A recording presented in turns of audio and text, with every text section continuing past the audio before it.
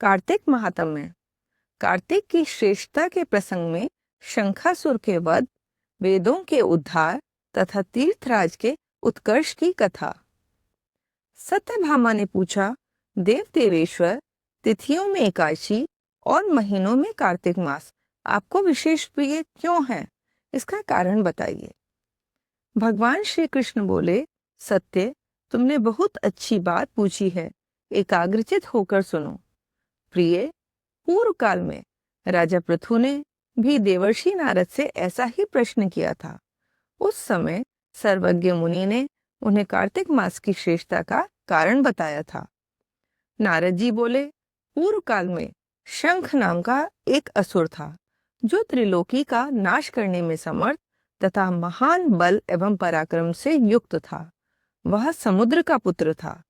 उस महान असुर ने समस्त देवताओं को परास्त करके स्वर्ग से बाहर कर दिया और इंद्र आदि लोकपालों के अधिकार छीन लिए। देवता मेरुगिरी की दुर्गम कंदराओं में छिपकर रहने लगे, शत्रु के अधीन नहीं हुए। तब दैत्य ने सोचा कि देवता वेद मंत्रों के बल से प्रबल प्रतीत होते हैं। यह बात मेरी समझ में आ गई है, अतः मैं वेदों का ही अपहरण करूंगा। इससे समस्त देवता निर्बल हो जाएंगे। ऐसा निश्चय करके वह वेदों को हर ले आया।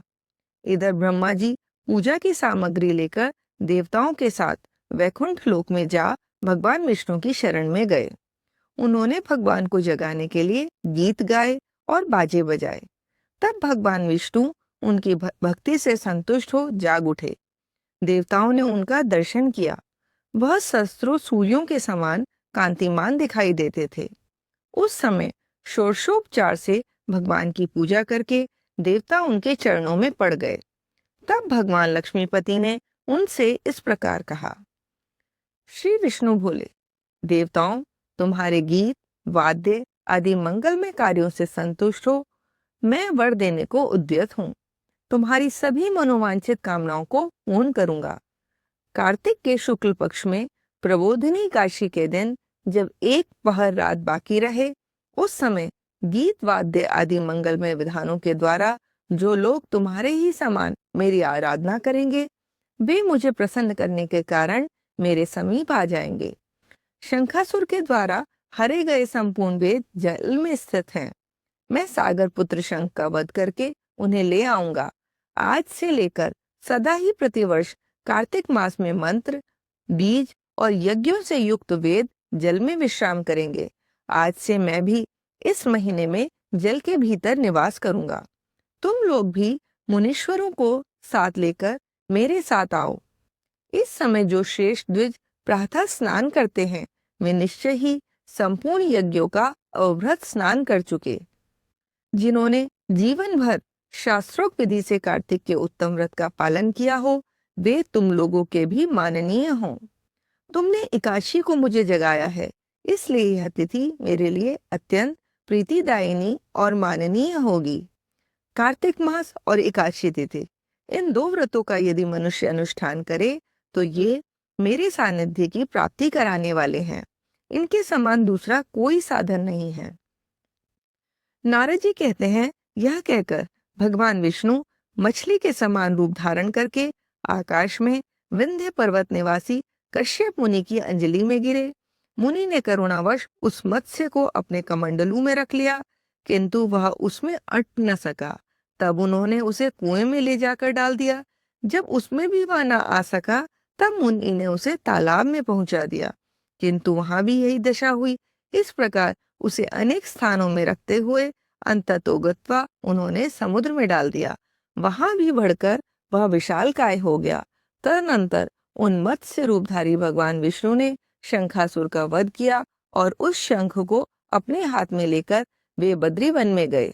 वहां संपूर्ण ऋषियों को बुलाकर भगवान ने इस प्रकार आदेश दिया।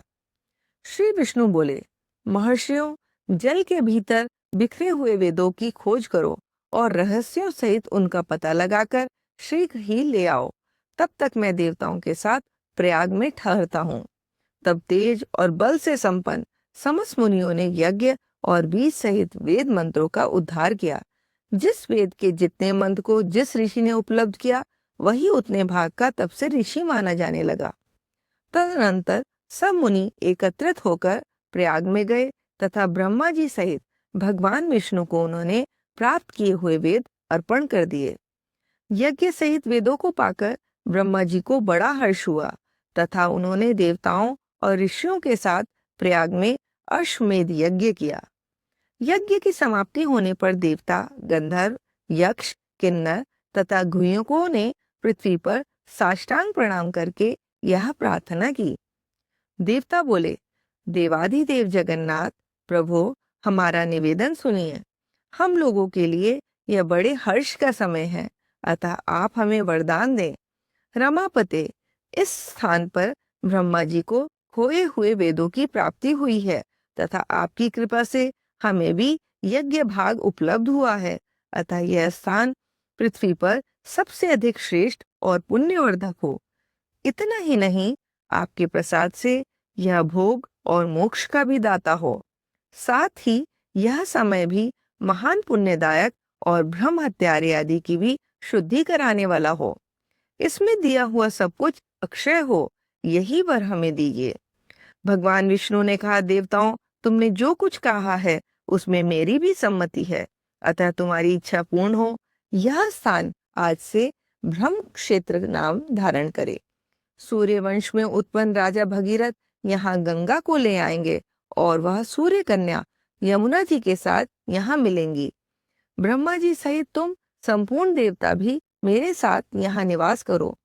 आज से यह तीर्थ तीर्थराज के नाम से विख्यात होगा।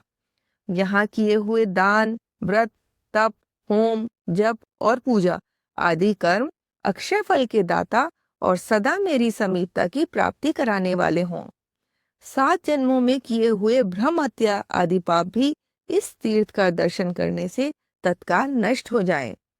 जो धीर पुरुष इस तीर्थ में मेरे समीप मृत्यु को प्राप्त होंगे, वे मुझ में ही प्रवेश कर जाएंगे, उनका पुनर्जन्म नहीं होगा। जो यहाँ मेरे आगे पितरों के उद्देश्य से श्राद्ध करेंगे, उनके समस्त पितर मेरे लोक में चले जाएंगे। यह काल भी मनुष्यों के लिए महान पुण्यमय तथा उत्तम फल प्रदान करने वाला होगा।